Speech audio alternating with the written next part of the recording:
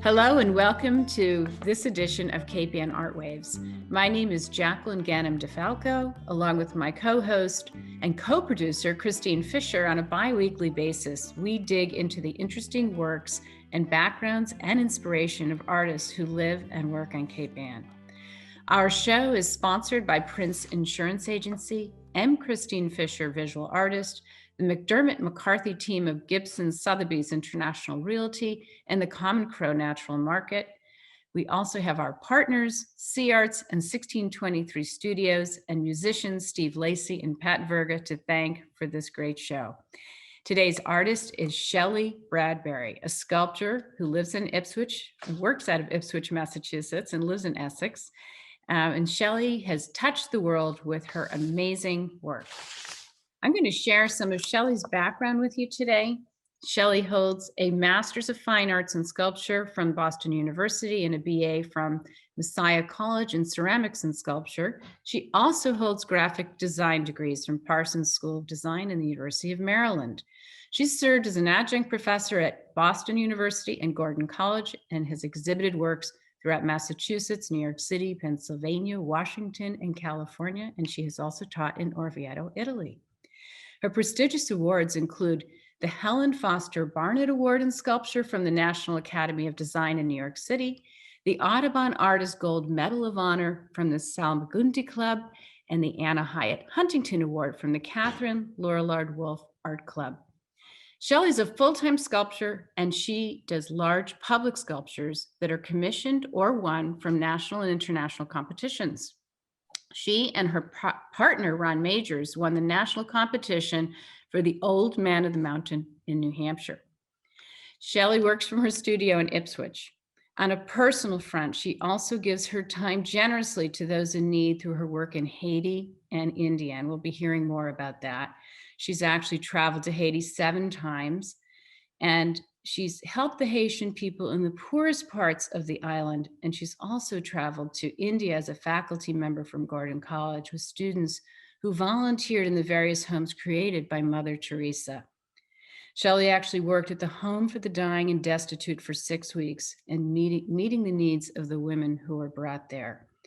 These experiences working with the poor, the sick, and the dying have provided an insightful perspective in her worldview and understanding of injustices in our world.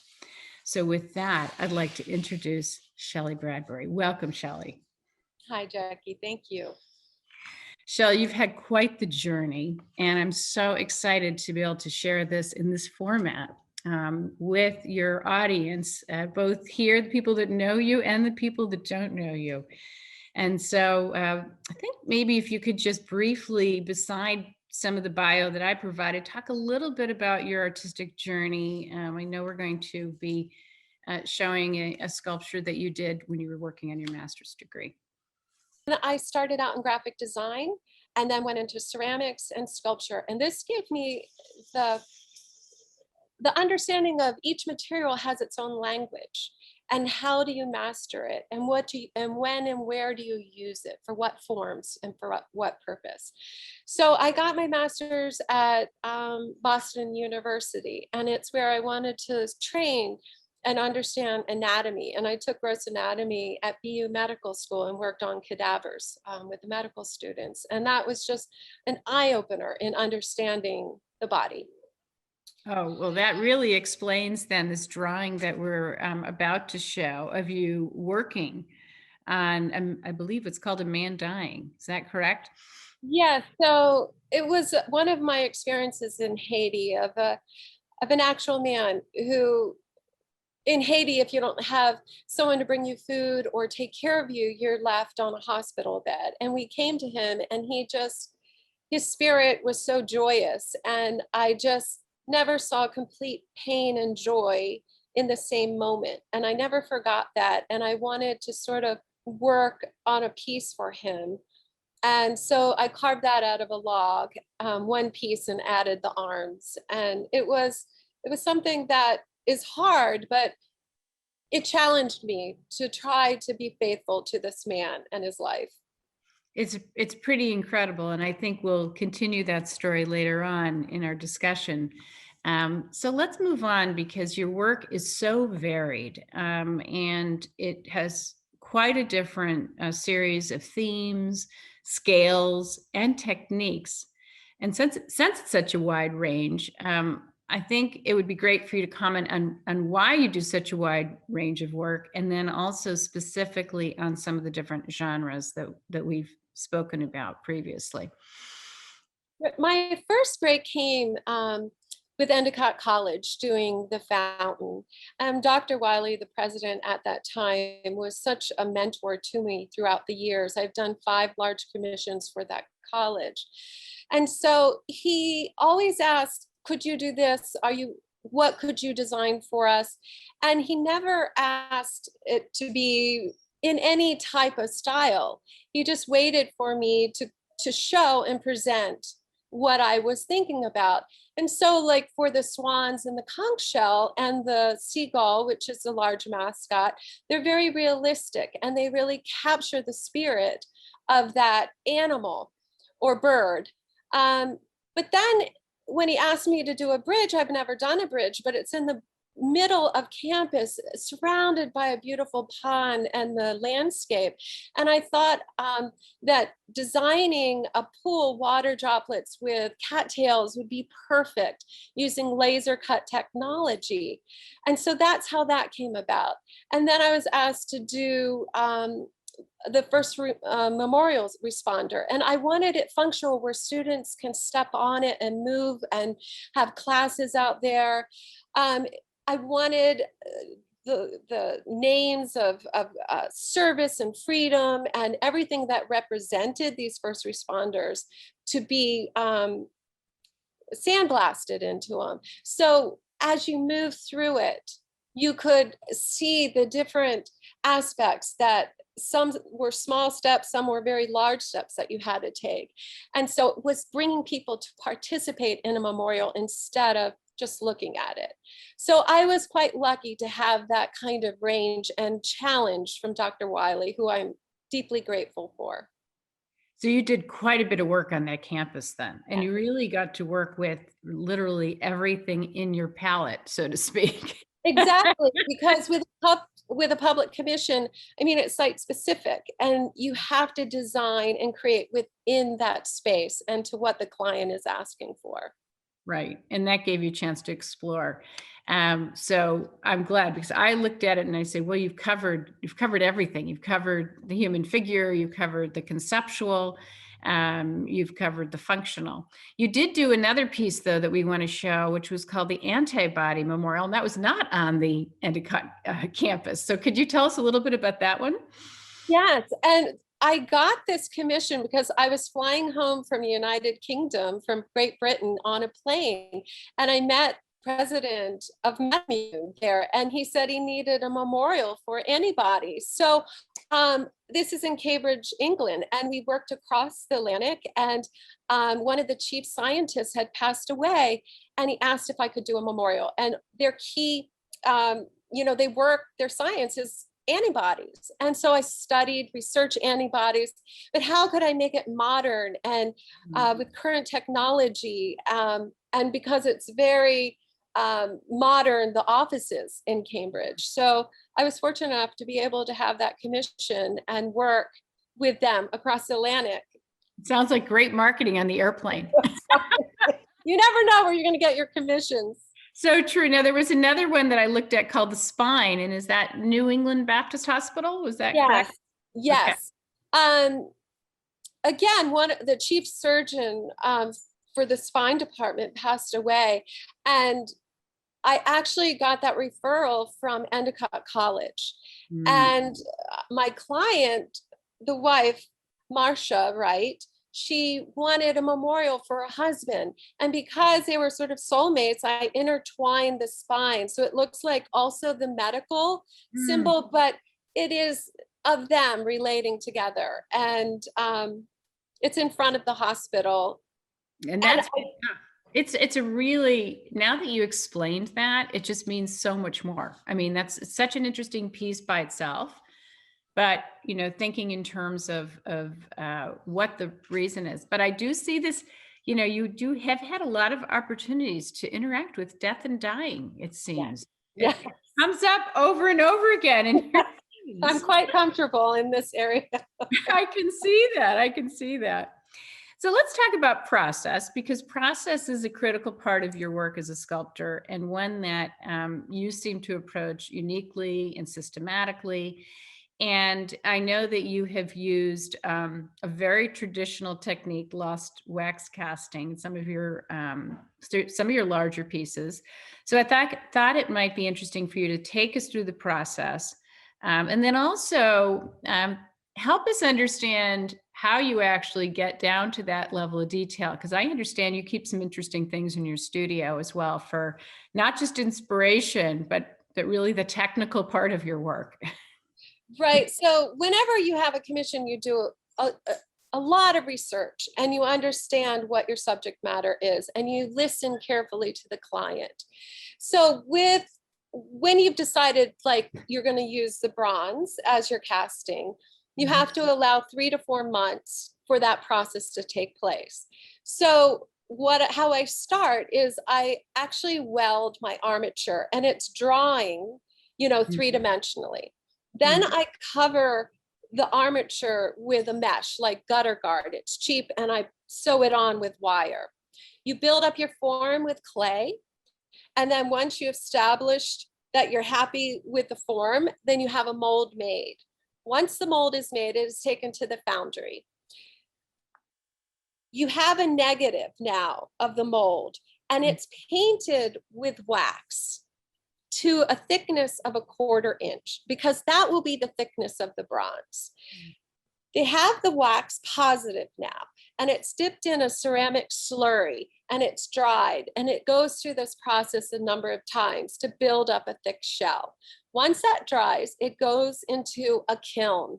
And this is where the term lost wax comes from, because the positive of the wax melts out and you're left with a ceramic hard shell. With that form now, you have a negative.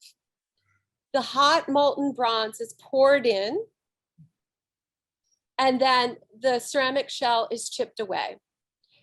Then you're left with the raw bronze, and there are various parts that need to be welded and put back together. It's sandblasted, and the final part is patining with the color that you would like your final version to be. So it's labor intensive, it's many steps. So typically when I do a commission, it's 1 year to 2 years. I have to leave at least 4 months for the production of the bronze casting in that scope. Wow, it's pretty amazing. And what we're showing is the conch shell, which is absolutely exquisite. And where is that piece? Where is that installed? This conch shell is at Endicott College. It's the fountain.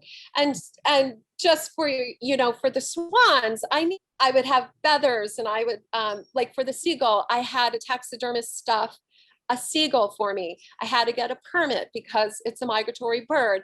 And so there's all these steps, but I wanted to work from life. So you try to get the things that you need to help inform you how to capture it as representationally as possible.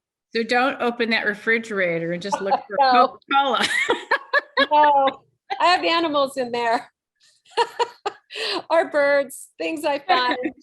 I love it. I love it. And I know you do everything above the board, because you're totally into that. So let's change tack slightly, because we talked about the Anna Hyatt Huntington Award that you won. And she's really top of mind on Cape Ann right now because of the exhibit at the Cape Ann Museum. But it's really also about being a woman in this world, not just the art world, but in the world of sculpture, and then even more so in the world of large sculpture. So I'd love to get your thoughts about what it means and how it's been for you, and also maybe, how you felt when you won the international competition for the Man on the Mountain sculpture, because that was probably a breakthrough, I would imagine. Yes, it was a huge commission. It was an international commission that we won. Women have come a long way in this field as artists and as sculptors. It is difficult because you're limited and put in categories, or, you know, whenever I start with a new fabricator or a foundry, they don't know your capabilities and what you're able to do. And I've taught myself to work in every material because I want control of it. And also my hand, you know, I have a high skill level and I want to carry that through. And so I remember one time at the foundry, when I was doing one of the swans, the whole feather area on the wing blew out and it needed to be resculpted in metal, and a lot with the hand grinder. And I actually had to sculpt the feathers out of metal. And so I learned how to do this. And so I am good on a grinder. I can take any man in the foundry at any level and show them. So it's something I do have to overcome in terms of, even when I go to an equipment store, Home Depot, they want to take you to a craftsman and I want a Makita or DeWalt drill or, you know, grinder. So, you know, you, as a woman, you just have to be strong. You have to believe in yourself and you just have to keep doing what you're doing. Is work, keep making. Yeah, and it's true in every field, but particularly in yours because it's not just the mental strength, it's the physical strength. It's the physical, yeah. Yeah, yeah, it's great, Shelly. Good for you. Keep going. Thank you. Okay, so so let's talk about the kinds of things that have influenced your work, and certainly your travel is not easy travel by any stretch of the imagination. You've been to Haiti and India, and that's a big part of your personal story. Tell us specifically how this has influenced your work over the years. You know, going to a third world country really opens your eyes to what really poverty is and the brokenness and suffering there. What I've learned, though, are the poor are our greatest teachers because they have no walls. They've been stripped of everything and they're able to give and share unconditionally. So you learn, even in their brokenness, even in their suffering, that you have a place with them and that there is compassion and there's this place of sacredness that you share because you are both authentically there and present with one another. And what it has brought me the understanding of, you know, I can't waste food, I can't waste water, I value what I have, I don't take things for granted. But it also is, it's made me very sensitive to the other. If it's a person, the animal, the bird, the environment, I'm very sensitive. And so when I create anything, emotionally, I have to feel it. I have to internalize it as I do with anything before I can create, before it can come out. I must know it internally and the emotional aspect of it. One of the works that came out of my experiences from Haiti is the child that is squatted. And it's simply named Child, but it's about one surrendering to one's fate. And that's the hardest thing each of us can do, to surrender to that. It's kept at eye level. I never wanted someone to look down upon it. I wanted you to meet face to face with its own fate and to sort of see yourself within it, for it to mirror itself for you.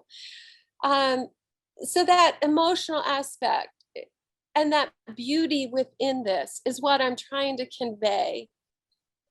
And that mystery within the sculpture. And you've certainly conveyed that. And where is this sculpture today, the child? I fortunately have one. I usually can't afford my own work. Was able through a grant to have this one. And it is also at Messiah College in Pennsylvania. Okay, great. Well, it really speaks for itself, and it speaks to everything that you just shared with us. And it's just an exquisite piece. Speaking of our theme of death and dying, which we spoke about earlier, you've engaged in a very deeply personal project this past year, which of course, coincidentally, was the year of this pandemic. So we all had a chance to go deep inside ourselves and focus on things that we maybe normally wouldn't be able to focus on. But in this case, you made your mother the center of your work. And I'd love for you to share that project with us, and also how it challenged you artistically. Yeah, the last couple of years have been really hard. I've lost a lot of dear friends to cancer. And 2 years ago, I lost my mother to cancer. At a week before she passed away, she's from Wales, South Wales in Great Britain.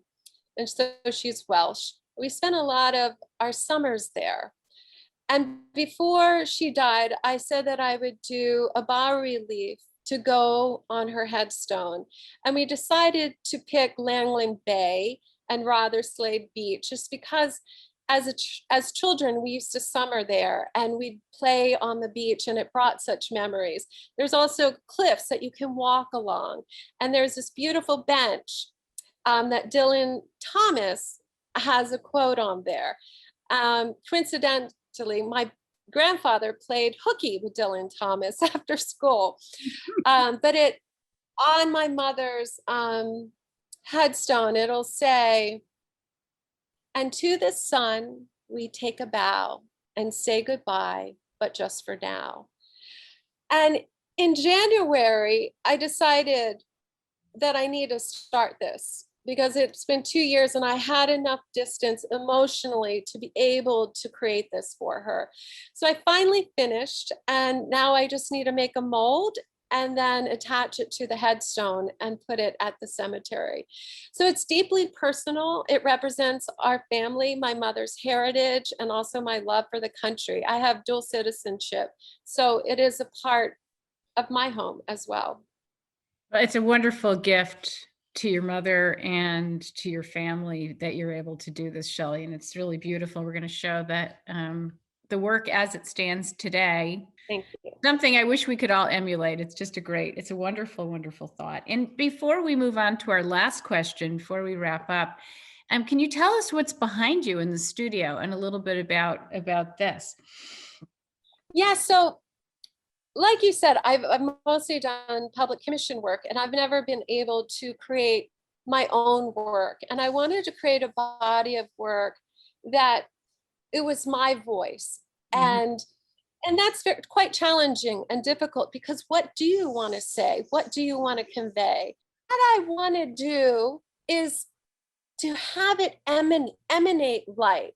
And a couple years ago, I got these bracelets from Alexis Bitar. Fascinated with how luminous they are. And I said, I want to do sculpture that looks like this. And it brought me through this casting in glass. And I've been working with Bubble Glass Factory in Essex that have sort of been mentoring me and helping me learn this process. So I took this piece right here, and I took her head with a swan on it, and I casted it in clear glass. And on the back, it's painted gray, but underneath that, I gold leafed it with white gold to give it this shimmering luminosity, just like the bracelets.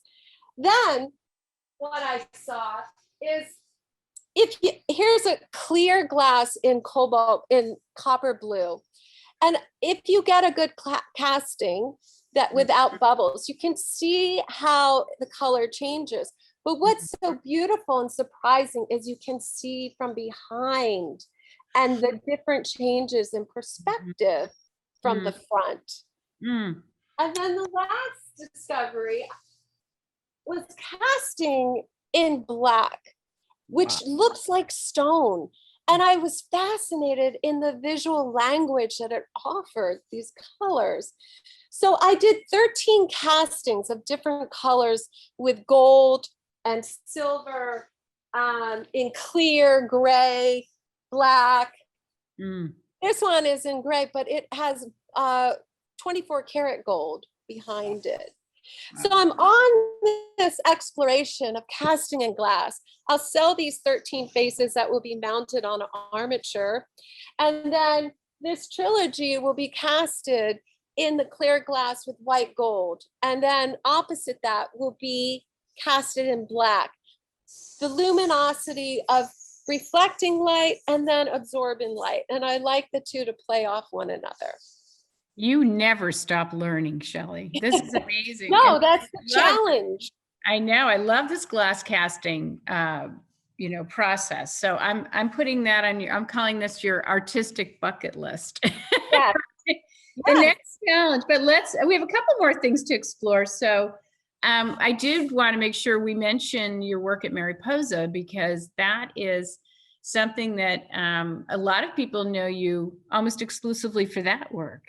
So just, we're going to show a few pictures of the lines that you've created.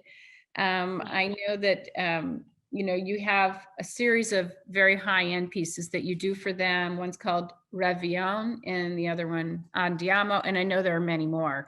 But maybe just speak to that work and also, how that's helped you over the years. Doing commercial work, this is mass production of your pieces. It's very different from an edition of, 1 to 7 pieces. Working for Mariposa has been wonderful, coming from a ceramic background and designing something, a tabletop ware that is functional and that people can use in their everyday life. If it's successful or not, because the market will tell you either you have good sales or you don't. But it's really helped me to understand how function works with design. And if you push it too far in design, then it's not functional. So you really have to find a balance to make it work as a beautiful piece, but something that's functional to use every day. Well, so I love the contrast of working.